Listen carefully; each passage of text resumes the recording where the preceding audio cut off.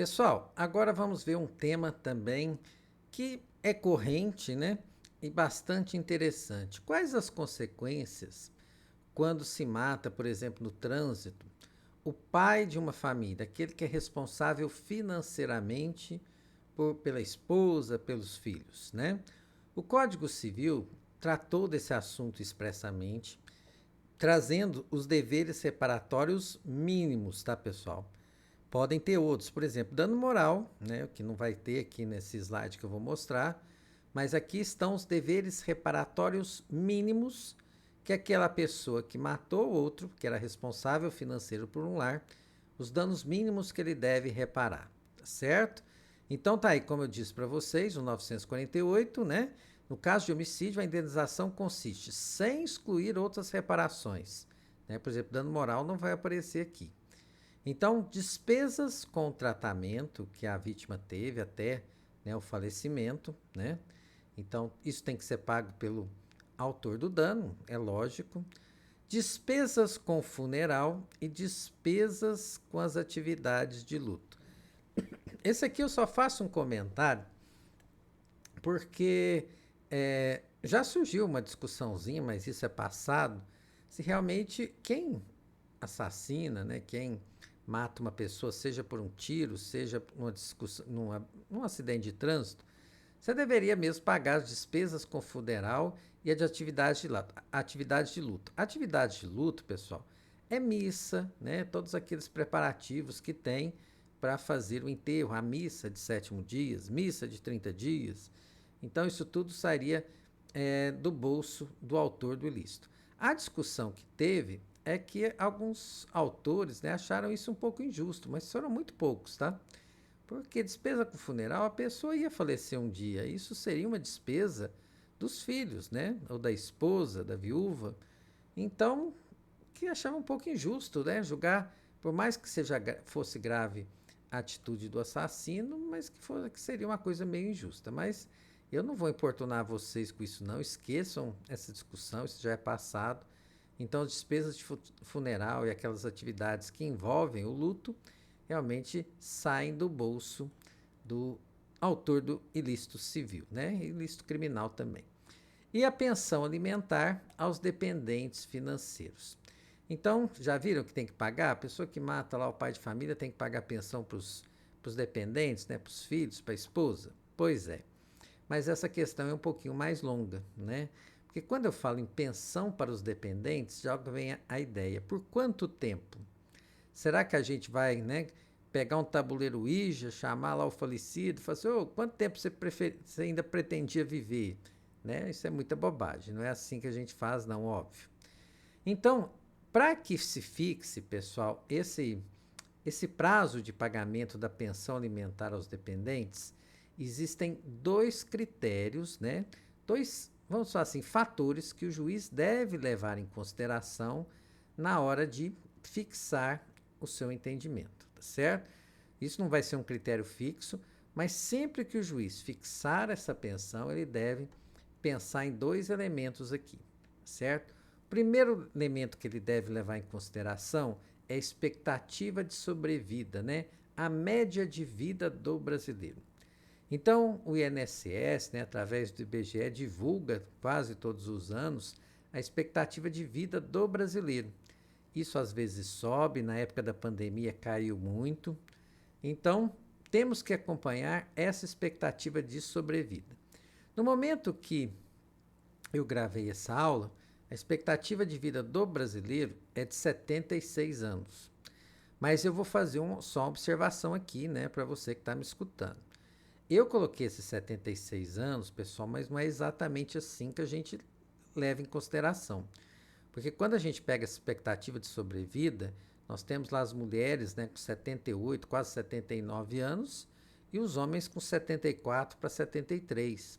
Então, quando acontece um caso real, nós vamos pegar a expectativa de vida se é do homem ou da mulher.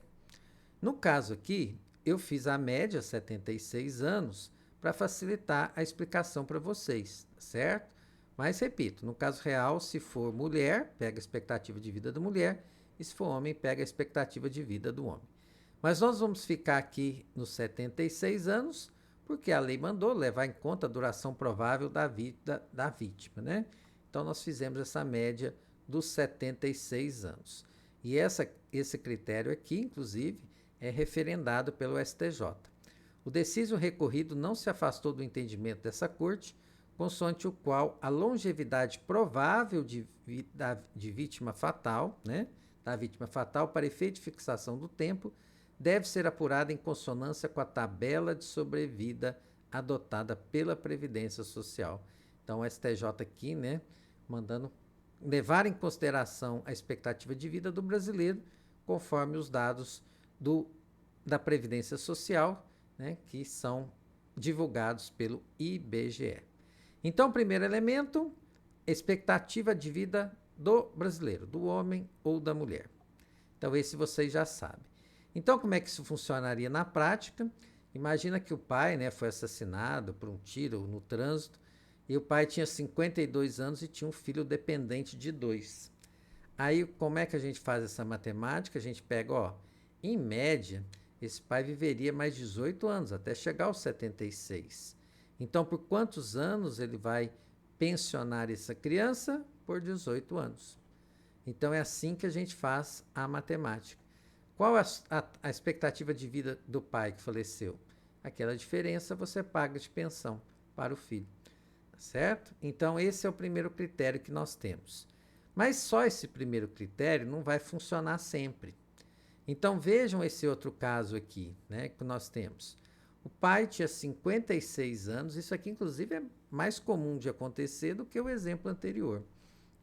O exemplo anterior tinha um pai de 58 anos com um menino de 2, isso não é normal.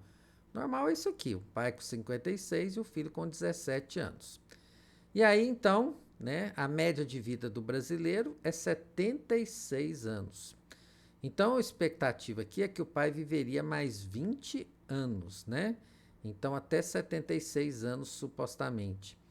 E aí, então, nós vamos pagar 20 anos de pensão para esse filho? Isso não parece um pouco exagerado? Uma pensão para o filho, né? Será que esse pai ajudaria o filho até esses 37 anos? Provavelmente não, né?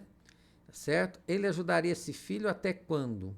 Olha, o normal, até lá pelas decisões do direito de família, é que os pais ajudem os filhos até eles colarem grau, né? Até os 24, 25 anos, vamos colocar os 25 anos aqui. Então, o normal é que esse pai aqui de 56 anos, né, quando morreu, ele ajudaria seu filho mais uns 8 anos. Então, qual que é o valor, quanto tempo que a pensão vai durar nesse caso? 8 anos, certinho?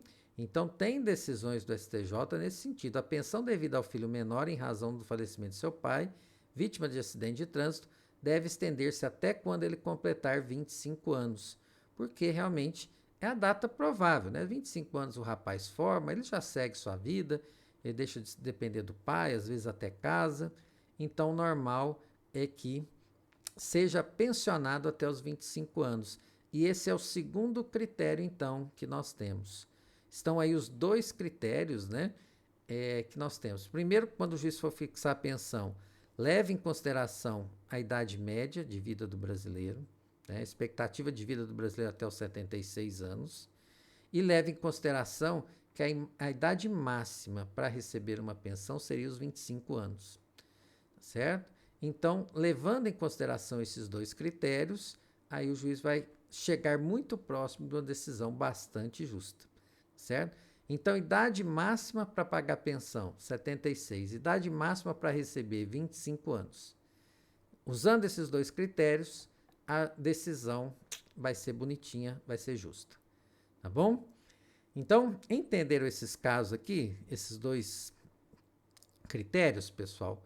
Porque agora eu vou fazer assim um comentário com vocês, mas pelo amor de Deus, né? Não levem isso a ferro e fogo, não, que na verdade isso é uma brincadeira, né? Mas só para vocês entenderem a questão. A razão definitiva pela qual o advogado não vai para o nosso lar.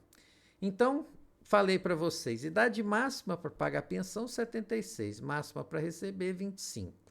Joia. E aí o que nós temos, né? Se a vítima tiver mais de 76 anos no momento do acidente, do assassinato, Aí o STJ, pessoal, fala o seguinte: você vai pagar uma sobrevida de 2 a 5 anos, né? Calcula-se um valorzinho extra de 2 a 5 anos e aí você paga pensão por 2 ou 5 anos, 2 a 5 anos. Aí vamos ver, né, se é um idoso saudável, se não era, e aí essas questões interferem nessa sobrevida aqui. Então, se a vítima tiver mais de 76 anos, como é que a gente faz? Soma lá de 2 a 5 anos. Bom, e aí vamos para o caso concreto aqui, que eu falei que nós não vamos para o céu. Imaginem nessa rua aqui, gente, tem um carro avaliado em 3 milhões de reais, paradinho, bonitinho. E aí vem uma pessoa, está lá dirigindo de moto, e vai dirigindo, e de repente, de trás desse carro aparece uma senhorinha, né? Uma senhorinha aposentada, 76 anos, que ganha um salário mínimo por mês. E aí vamos imaginar que agora esse motociclista não tem a solução. Ou ele vai acertar a senhorinha e vai matá-la, ou ele vai tentar desviar da senhorinha, mas se fizer isso, vai acertar o carro. Então, o carro ou a senhorinha vão ser acertados, né? Não é lógico que vai ser o carro, né? Então, não entendam o que eu vou falar aqui a ferro e fogo de jeito nenhum. Mas olha só nesse caso aqui, imagina que fosse uma cena de Matrix e tudo se parasse e aí esse motorista começasse a fazer cálculos, né? Então, o que ele calcularia? Poxa, nós temos esse carro aqui, né, avaliado em 2 milhões de reais, certo? E antes eu tinha colocado até 3, né, mas tá certo. Um Ferrari avaliado em 2 milhões de reais. Batendo nessa Ferrari, eu vou causar uma desvalorização ali de uns 30%. Eu vou ter que pagar uma indenização de 600 mil reais. E se eu acertar a senhorinha aqui, aposentada, 76 anos, 1.412, que é o salário mínimo, né, do momento que eu estou gravando essa videoaula. Então, o que acontece? O STJ manda a gente calcular 70% do rendimento dela. Porque 30% ela gasta com ela, 70% ela gastaria com os dependentes, né? Então, calculando 70%, aqui ó, presume-se que 30% seja usado em benefício do marido, filhos ou outros dependentes. Então, vamos imaginar aqui R$ 989. Joinha. R$ 989 vezes 13, porque tem o 13º, né? Isso vai dar o valor de R$ 12.857 de pensão por ano. Vezes 5 anos, que é o máximo, a minha pensão paga ao máximo seria de R$ 64.285. E aí o que a gente faz num caso desse? Eu não vou responder não. Eu vou deixar vocês com peso de consciência se vocês responderam o que eu imagino que vocês responderam, certo? Façam uma oração assim que acabar essa aula, certinho? Pessoal, era isso que eu queria falar mesmo, só esses benefícios, né, que da pensão acidentária, da pensão indenizatória, certinho? Um grande abraço para vocês.